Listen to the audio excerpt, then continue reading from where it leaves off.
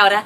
It's Ruth here in my backyard in Christchurch, and we're this close to having our chickens in here, which is so exciting. Before we got them, I thought I'd give you a quick tour about our decisions, what we've done. We're definitely beginners with chickens, but we're not novices. We had chickens January 2015. We got 5 chickens once before, which were Millie, Molly, Mandy, Meg and Muzza.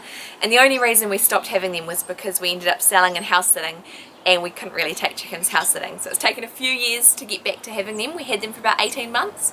So I'll just take you through some of the decisions we've made and our chicken coop as it is before we get our girls. So first I'll take you around here. We've got our little sun porch, just a little bit of extra protection from the wind and rain. And last time we had a whole house that was enclosed, but we thought we'd leave it as open as possible this time because it means there's sun but also nice ventilation. What we've done here is I had a bit of fun climbing a tree and grabbing some branches. What we've learnt is that the chickens need to have a nice wide thing for them to grab around. If it's too skinny they can get sore feet. It also means that they've just got a really nice place to perch. We're getting 5 girls, so this should be ample space. I've got a little ladder and a little bit of a branch here because I'm not sure whether they're going to be able to jump there on their own. Hopefully, we'll see. There's my shadow as well. Hello! Now around here is the nesting boxes. We'll also see how this goes, but last time we didn't have anything inside, and I've seen lots of people having things inside. The idea behind this is that we can easily take it out, easily clean it, and also it means the eggs aren't going to roll out. That's an issue we've had before, is the eggs have rolled out. And you can see in there, it's just a nice cupboard so that you can pull these in and out and get to them. We'll see how they go. Up here, 2 of my little things. I've got my rake on a nail so that we can pull it on and off. And here I'm going to be attaching my gloves.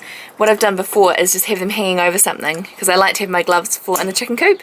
So here I'll be able to peg them up once they're done so bugs won't get in them and they'll stay dry. Got a bit of food and grit and water already. We're going to be upping our game with these, but for now that's pretty okay. Down around here is just the run part of it, and we've got a few, it's a bit of a mess, but we thought, you know what, they'll have fun. And we've got some puha I've seen growing as well. Puha is actually edible for humans, but also chickens love it, so there'll be a nice little treat. Here is the chicken mesh just going into the other part of the garden and the back of our fence, and I'll take you around the other side to show you the front of the fence. Now this is quite fun. I've finally made it so that you can open it really nicely. Here's my shadow again, hello! So, chicken gate's really easy to open and close. And one thing I'm really proud of is our little viewing window. We thought that if we didn't have a viewing window, it's not as easy to see through for little people. But also, I'll show you a little photo of before, but we hadn't planned to put anything on the top there. All of this fence is all second hand. It was $10 for the whole lot. And I've had to add, I think, 4 extra pickets in. So what I did is, for the ones, these used to be about kind of that tall, a lot taller than they were.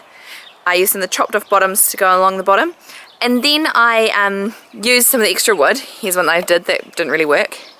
The jigsaw to cut off the tops and make my own. So thank you David, my father-in-law, for loaning us his jigsaw, and my dad for teaching me how to use it way back then. This one I didn't cut very well, which is why I kind of rejected it, but it was just starting with bits of wood like that.